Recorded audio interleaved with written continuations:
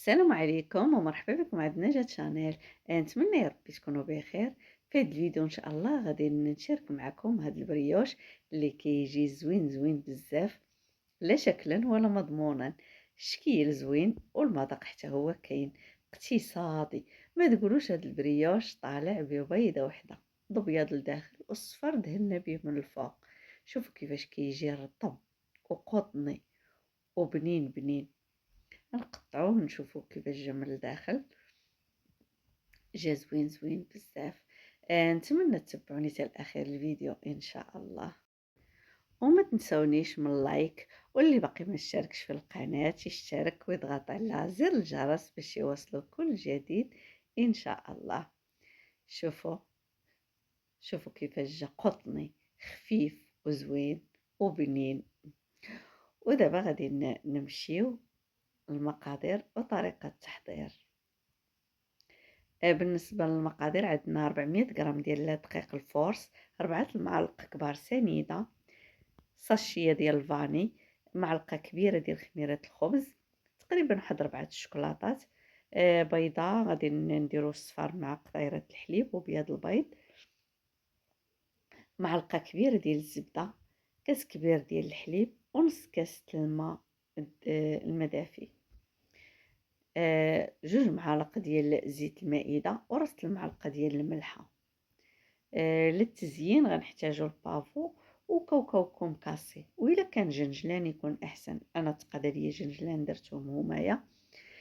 غادي نبداو بسم الله. غادي نديرو الحليب والماء والخميره والسنيده، غادي نغطيو عليهم ونخليوهم يتفاعلوا شويه، نحركوهم شويه، نغطيوهم ببلاستيك غذائي ونخليوهم يتفاعلوا شويه.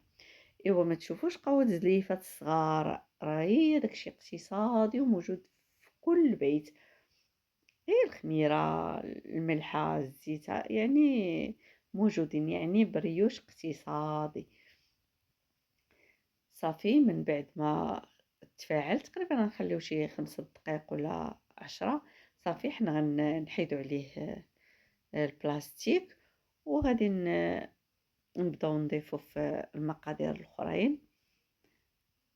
غادي نديرو الفاني، وغادي نديرو بياض البيض والملح والزيت. صراحة ما تصوروش ليا. المهم غادي نحركو كل شيء وغنبداو نضيفو في الدقيق. غنبداو نضيفو في الدقيق ونحركو غير بيدينا، طريقة سهلة ومبسطة كالعادة. انا تنبغي هاد البريوش نبغيه يكون خفيف. صافي كيف ما قلت لكم نحركوه بيدينا، نجمعوا العجينه. من الاحسن يكون مرخوف بزاف باش كيجي رطب كيجي قطني. صافي كنحركو هكا تنجمع لينا العجينه. نكملوا الدقيق اللي عندنا. كيف ما قلت لكم هاد المقادير هزت ليا 400 ديال الدقيق الفورس. غندهنوا سطح العمل بشويه الزيت. صافي وغادي نديرو فيه العجين وغادي ندلكوه واحد شويه. واخا كيتلصق حاولوا تدلكوه شويه. صافي وغنضيفوا ليه هذيك المعلقه الكبيره ديال الزبده. هاد الزبده كتعطي واحد البنه زوينه وواحد الرطوبيه. صافي حتى هي ندخلو الزبده هكا في العجينه. صافي وكنديروا ليها شي دلكه خفيفه. صافي وكنرجعوها للبول ديالها. نغطيوها ونخليوها حتى تخمر، تضاعف الحجم ديالها، وعاد نديروها في الطاوه. صافي هي يعني اي مول عندكم دهنوه بالزيت. صافي وندهنو يدينا بالزيت حيت العجينه شويه كتلصق. صافي كنديروا واحد الكويرات هكا صغار ونحطوهم بحال الشكل اللي كديروا للشهده. كنديروا وحده حدا وحده، مهم بريوش ولا شهده ولا يعني عندهم حتى الشهده راه محسوبه من البريوش.